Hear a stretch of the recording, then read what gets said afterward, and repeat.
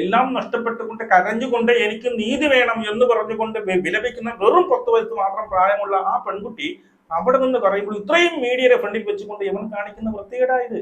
അപ്പൊ യമന്റെ കയ്യിലോട്ടാ പോകുന്നത്. ഇപ്പൊ അച്ഛനില്ല, അച്ഛൻ. നമസ്കാരം.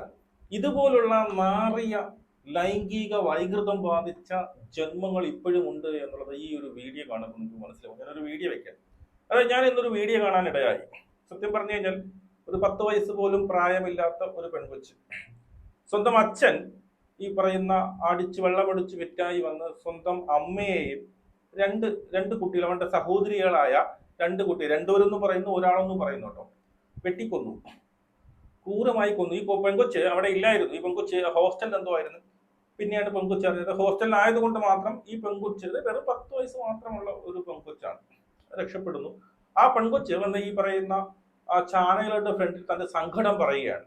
തന്റെ സങ്കടം വന്ന് പറയുകയാണ്, എനിക്ക് അമ്മ പോയി, എന്റെ സഹോദരങ്ങൾ പോയി, ഈ പറയുന്ന എന്താണ്, എനിക്ക് നീതി കിട്ടണം എന്ന് പറഞ്ഞുകൊണ്ട് കരഞ്ഞു വിളിച്ച് പറയുക. ഈ പെൺകുട്ടിയുടെ അടുത്ത് ഒരുത്തൻ ഒരു 10-50 വയസ്സ് പ്രായമുള്ള ഒരു നെറികെട്ട ഒരു സാധനം നിൽപ്പുണ്ട്. അതായത് ഇത്രയും ക്യാമറ ഫ്രണ്ടിൽ നിൽപ്പുണ്ട്. ആ ക്യാമറയുടെ ഫ്രണ്ടിൽ ഈ പെൺകുട്ടിയെ, ഈ വെറും 10 വയസ്സ് മാത്രം പ്രായമുള്ള ഈ പെൺകുട്ടിയെ ആശ്വസിപ്പിക്കുന്നു എന്നുള്ള രീതിയിലാണ് അവൻ നിൽക്കുന്നത്. പക്ഷേ അവന്റെ തൊടലും പിടിക്കലും നിങ്ങളത് കാണണം എന്നുള്ളതാണ്. അത് കാണുമ്പോൾ നിങ്ങൾക്കത് മനസ്സിലാവും. അതായത് തെലങ്കാനയിലാണ് ഈ ഒരു സംഭവം നടന്നിരിക്കുന്നത് കേട്ടോ. ആദ്യം ആ ഒരു ന്യൂസ് ഞാൻ വെച്ച് തരാം. അതിനുശേഷം ഈ നാറി കാണിച്ച വൃത്തികെട്ട, ഇതിനെക്കുറിച്ചൊന്നും ആരും വലുതായിട്ടും സംസാരിച്ച് കേൾക്കുന്നില്ല. സത്യം പറഞ്ഞാൽ മെയിൻ സ്ട്രീമിലൊന്നും, ഇത് തെലുങ്ക് ഭാഷ ആയതുകൊണ്ട് തന്നെ എന്താണ്, എനിക്കിതിന്റെ ഭാഷ വലുതായിട്ട് മനസ്സിലാവുന്നില്ല എന്ന് പറഞ്ഞാൽ പലവട്ടം ഒരുപാട് മലയാളത്തിൽ ഒരു ന്യൂസ് പോലും വന്നിട്ടില്ല, ഇംഗ്ലീഷിലും ന്യൂസില്ല. കുറെ തെലങ്കാനയിലെ ഇതുപോലുള്ള ലോക്കലായിട്ടുള്ള കുറച്ച് ചാനലുകൾ പറയുന്നതല്ലാതെ ഒരു മെയിൻ സ്ട്രീം ഇതിനെ കുറിച്ച് സംസാരിച്ചിട്ടില്ല. അവർ സംസാരിക്കുന്നത് മൊത്തം മറ്റു വിഷയങ്ങളെ കുറിച്ചാണ്. പക്ഷെ ഇവിടെ ഈ ഒരു സാധനം ഇതിന്റെ ഇടയിൽ കൂടി ഒരുത്തം ചെയ്യുന്ന വേറെ ആരും ശ്രദ്ധിക്കുന്നില്ല എന്നുള്ളതാണ്. ആദ്യം ആ ഒരു ന്യൂസ് ഞാൻ വെച്ച് തരാം. இந்த பொண்ணோட அப்பா ஃபுல்லா குடிச்சிட்டு ஃபுல்லா கஞ்சா அடிச்சிட்டு வந்து அவரோட வைஃபையோ 2 குழந்தைங்களையோ வெட்டியே வந்து கொலை பண்ணிருக்காரு. இந்த பொண்ணு வந்துட்டு ஹாஸ்டல்ல இருந்ததுனால இந்த பொண்ணு வந்து தப்பிச்சிருச்சு. இப்ப இந்த பொண்ணு என்ன சொல்லுதுன்னா, நான் எப்போ ஹாஸ்டல்ல இருந்து வந்தாலும் என் தம்பி வந்து என்ன கேட்பான், அக்கா நீ என்ன வாங்கி வந்த, எனக்கு ஐஸ்கிரீம் வாங்கி வந்தியான்னு கேட்பான். என் தம்பினா எனக்கு ரொம்ப பிடிக்கும். என் தம்பிய வந்துட்டு செத்து போன பொணமா ஃபுல்லு ரத்தத்தோட வந்து நான் பார்த்தேன். எங்க அம்மா வந்துட்டு எனக்கு எப்போ பசி எடுக்குதோ, எங்க வீட்டுல சாப்பாடு இல்லைனாலும் பக்கத்து வீட்டுல போய் கொஞ்சமா எனக்கு வாங்கி வந்துட்டு அவங்க கூட சாப்பிட மாட்டாங்க, எனக்கு வந்து கொடுப்பாங்க, நீ சாப்பிடு அப்படின்னு. இப்ப எனக்கு நீ யாரு இருக்கா, நான் வந்து அனாதை ஆயிட்டல. இந்த சாவுல வந்துட்டு, இந்த கொலையில வந்துட்டு யாரெல்லாம் இன்வால்வ் ஆயிருக்காங்களோ எல்லாருக்குமே வந்துட்டு பனிஷ்மெண்ட் வந்து கிடைச்சே வந்து கிடைக்கணும். எங்க அம்மாக்காக, என் தம்பி, எங்க அக்காக்காக வந்துட்டு நான் வந்து ஃபைட் பண்ணுவேன். அவங்களுக்கு நான் பனிஷ்மெண்ட் வாங்கி தந்தே வந்து தருவேன். இந்த பனிஷ்மெண்ட் அவங்களுக்கு கிடைக்கலன்னா நானுமே வந்து செத்துருவேன் அப்படின்னு இந்த பொண்ணு வந்து சொல்றான். ഓക്കെ, ഇതാണ് ആ ന്യൂസ്. ഈ ന്യൂസിൽ അവർ പറയുന്നതെന്ന് വെച്ച് കഴിഞ്ഞാൽ മറ്റൊന്നുമല്ല, ഇതിനകത്ത് 2 കുട്ടികളെന്നാണ് പറയുന്നത്.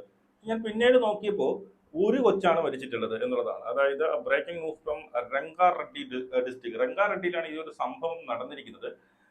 A shocking and horrifying double murder എന്നാണ് പറഞ്ഞിരിക്കുന്നത്, മനസ്സിലായോ? അതായത് വെരി വിയർ ബ്യൂട്ടി, അതായത് കവിത ആൻഡ് ഹർഷ എന്ന് പറയുന്ന 2 പേര്, പെൺകുട്ടിയാണെന്ന് തോന്നുന്നത്, were brutally killed leaving the entire killed leaving the entire village in a fear and shock എന്ന് പറഞ്ഞുകൊണ്ട് എന്നാണ്, അതായത് 2 പേരെന്നാണ് പറഞ്ഞിരിക്കുന്നത്. ഓക്കെ, ഇതിനകത്തൊരു പറയുന്നത് ഈ പെൺകൊച്ച് എന്തായിരുന്നു, ഈ പിന്നീട് ഹോസ്റ്റലിലായിരുന്നു, അതുകൊണ്ട് ഞാൻ രക്ഷപ്പെട്ടു, ഞാൻ വരുമ്പോൾ എനിക്ക് ഐസ്ക്രീം വാങ്ങിച്ചു തരുന്നു, അമ്മ ഈ പെൺകൊച്ചിയെ വളർത്തിയ രീതിയൊക്കെ വളരെ സങ്കടപ്പെട്ടുകൊണ്ട് ഈ പെൺകുട്ടി പറയുകയാണ്. മീഡിയയുടെ അടുത്ത് പറയുന്നത്, അതിൻ്റെ അടുത്ത് ഒരു നാറിയ ഒരുത്ത് നിൽപ്പുണ്ട് എന്നുള്ളതാണ്. ഒരു വെള്ള ഷർട്ട് ഇട്ടുകൊണ്ട് ഒരുത്ത് നിൽപ്പുണ്ട്. നിങ്ങൾ ഈ വീഡിയോ ആദ്യം കണ്ടപ്പോൾ ശ്രദ്ധിച്ച് കാണത്തില്ല. ആ നാറിയവൻ, അവൻ ആരാണെന്ന് എനിക്കറിയത്തില്ല, മേ ബി റിലേറ്റീവ് ആവാനുള്ള ചാൻസ് ഉണ്ട്. അവൻ പലയിടത്തും ഒരുപാട് റീൽസിലുണ്ട്. അവൻ അവിടെ പോയിരുന്ന് ഈ പെൺകൊച്ചിനെ പിടിക്കുന്നതും ഇത്രയും ക്യാമറയുടെ ഫ്രണ്ടിൽ വെച്ച് ഇവൻ കാണിക്കുന്ന ഒരു സംഭവം എനിക്കത് റോങ് ആയിട്ട് തോന്നി എന്നുള്ളതാണ്. ആ ഒരു സാധനം ഞാൻ ഇവിടെ വെച്ച് തരാം. ഓക്കെ,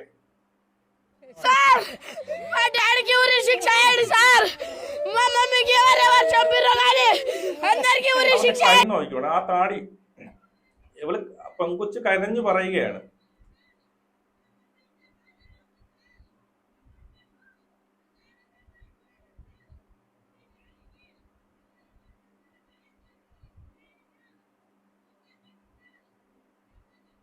അവന്റെ കൈ നിങ്ങൾ ശ്രദ്ധിച്ചോണേ, ഇതല്ല വേറെ ഉണ്ട്.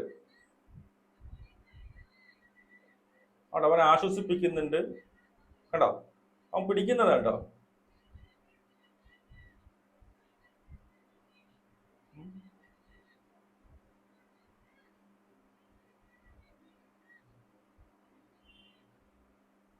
ഓക്കെ, ഞാൻ വേറൊരു വീഡിയോ കൂടി കാണിച്ചു തരാമേ. നിങ്ങൾക്ക് വേറൊരു വീഡിയോ കൂടി ഞാൻ കാണിച്ചു തരാം.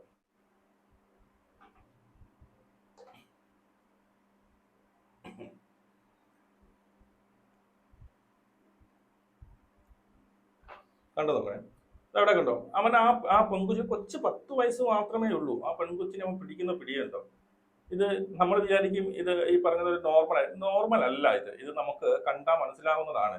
ഇവൻ ആ ഒരു ഉദ്ദേശത്തിലല്ല ആ പെൺകൊച്ചിനെ ആ വെറും 10 വയസ്സ് മാത്രം പ്രായമുള്ള ഇത്രയും ആൾക്കാർ ഫ്രണ്ടിൽ വെച്ചാണ്, മനസ്സിലായോ? ഇവൻ ആ പെൺകൊച്ചിനെ കയറി പിടിക്കണം. പക്ഷെ ഈ പറയുന്ന ഏതാണ് ഈ മീഡിയോസ് ആരും ഇത് ശ്രദ്ധിക്കുന്നില്ല എന്നുള്ളതാണ്. അവര് ഈ പെൺകൊച്ചിന്റെ എന്താണ് ആ പെൺകൊച്ചിന്റെ സങ്കടം പകർത്തിയെടുക്കാൻ വേണ്ടി ശ്രമിക്കുന്നു. ആ പെൺകൊച്ചിന് പറയാനുള്ളത് എന്താണ് എന്ന് കേൾക്കാൻ വേണ്ടി ശ്രദ്ധിക്കുന്നു. അതിന്റെ ഇടയിൽ കൂടെയാണ് ഈ നാണം കെട്ട നെറുകെട്ട വൃത്തിയുടെ ഇവൻ കാണിച്ചുകൊണ്ടിരിക്കുന്നത്. നിങ്ങൾ ആ ഒരു വീഡിയോ ഒരു 2-3 പ്രാവശ്യം കാണുമ്പോൾ നിങ്ങൾക്ക് മനസ്സിലാവും. ഇത് ഒരുപാട് വീഡിയോസ് ഉണ്ട്. ഇവൻ ഇപ്പൊ ഞാൻ വിളിച്ചോണ്ട് വരുന്നതും ഇവളെ ആശ്വസിപ്പിക്കുന്നതും മറ്റൊരു പെൺകുട്ടി ഇങ്ങനെ പിടിക്കുന്നു, ഇവൻ ഇതിന്റെ ഇടയിൽ കൂടി ഈ ഒരു പരിപാടി ചെയ്യുന്നു എന്നുള്ളതാണ്. നമുക്ക് ആശ്വസിപ്പിക്കണമെങ്കിൽ നമുക്കിങ്ങനെ തോളിൽ പിടിച്ചിരിക്കും. അല്ലാതെ അവളുടെ ആ പെൺകൊച്ചിന്റെ ആ വെറും 10 വയസ്സ് മാത്രം പ്രായമുള്ള ആ പെൺകൊച്ചിന്റെ മാറിൽ പിടിച്ചുകൊണ്ടല്ല സമാധാനിപ്പിക്കേണ്ടത് എന്നുള്ളതാണ്. ഇവന്റെ ഇപ്പൊ നിങ്ങൾ ആലോചിച്ച് നോക്കും, ഇതിന് എനിക്ക് തോന്നുന്നത് റിലേറ്റീവ് ആയിരിക്കും എന്നുള്ളതാണ്. ഇനി റിലേറ്റീവ് ആണോ എന്ന് എനിക്കറിയത്തില്ല, അതോ അവിടെ ഉള്ളതെന്ന് അറിയാം. ഇനി റിലേറ്റീവ് ആണെങ്കിൽ എന്ന് ആലോചിച്ച് നോക്ക്, ഈ പെൺകുട്ടിയുടെ ഗതി എന്തായിരിക്കും എന്ന് ആലോചിച്ച് നോക്ക്. ഇവനെ പോലുള്ള മൃഗങ്ങളുടെ കയ്യിൽ കിട്ടിയാൽ ഈ പെൺകൊച്ചിന്റെ ഗതി എന്താ? മനസ്സിലായില്ലേ? ഇതാണ് ഇത്രയും ആൾക്കാരെ മുന്നിൽ വെച്ച് ഇത്രയും ഈ പറയുന്ന മീഡിയസിന്റെ ഫ്രണ്ടിൽ വെച്ച് അവൻ കാണിക്കുന്നതാണ്. അവനെ അറിയാത്തതുപോലെ അവൻ അഭിനയിക്കുകയാണ്. സത്യം പറഞ്ഞ അവിടെ അഭിനയിക്കുകയാണ്.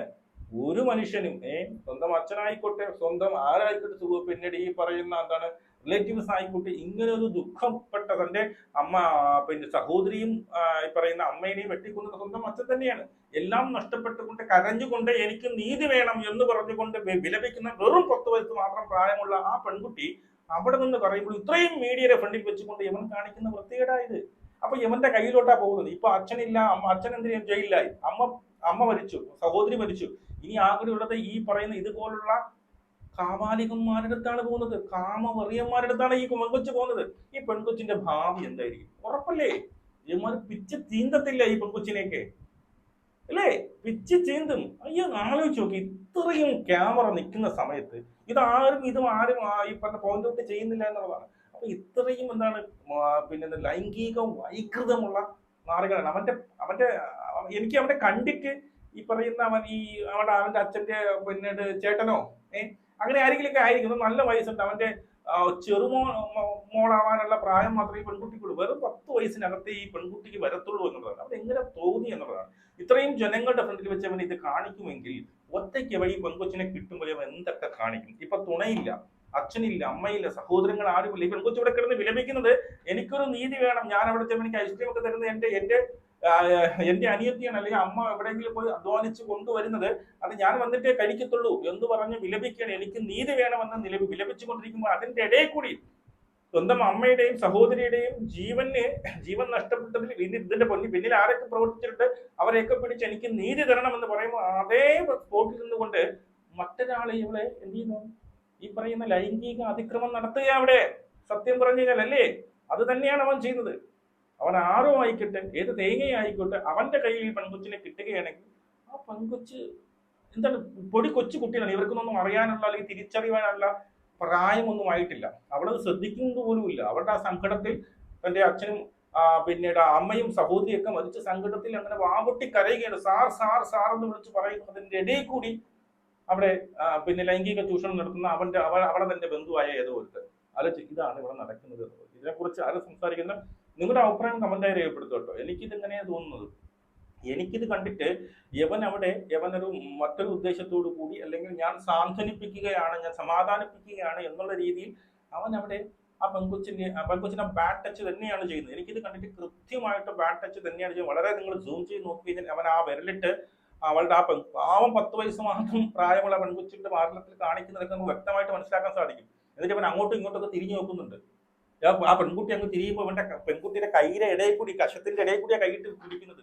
അവൻ എന്താ തോളിൽ പിടിച്ച് മാറ്റി നിർത്താൻ പറ്റില്ല, അല്ലെങ്കിൽ ഇങ്ങനെ തോളിലോട് ചേർത്ത് നിർത്തിയാൽ പറ്റത്തില്ലേ? അപ്പൊ ഇവനറിയാം മറ്റുള്ളവരൊക്കെ എന്താണ്, മറ്റുള്ളവരൊക്കെ ചോദിക്കുന്നതിന്റെ ഇതിലും ഒക്കെയാണ് ഇത് ശ്രദ്ധിക്കില്ല എന്നുള്ളത്. പക്ഷെ ഇവൻ മനസ്സിലാക്കാതെ പോയ മറ്റൊരു കേസുണ്ട്, ക്യാമറ കള്ളം പറയില്ല എന്നുള്ളതാണ്. ഈ പറയുന്ന ചോദിക്കുന്നവരൊക്കെ ചിലപ്പോൾ ഈ പെൺകുട്ടി എന്ത് പറയുന്നു എന്നുള്ളതിന്റെ ആശ്രയം അല്ലെ അങ്ങനെ അതിനെ ശ്രദ്ധിച്ചായിരിക്കും നിൽക്കുന്നത്. പക്ഷെ ക്യാമറയിൽ പതിഞ്ഞ സാധനമുണ്ട്. അതുകൊണ്ട് ഞാൻ പറഞ്ഞ ഈ നാറയില്ലേ, ഇവനെ പിടിച്ച് ആദ്യം അകത്തിട്ടില്ലെങ്കിൽ ആ പെണ്ണിന്റെ ഭാവി ഇതിനേക്കാളും വലിയ ദുരന്തമാകുമെന്നാണ് എനിക്ക് പറയാനുള്ളത്. നിങ്ങളുടെ അഭിപ്രായം കമന്റ് നമുക്ക് കൊടുക്കണം. ജയ് ഹിന്ദ്.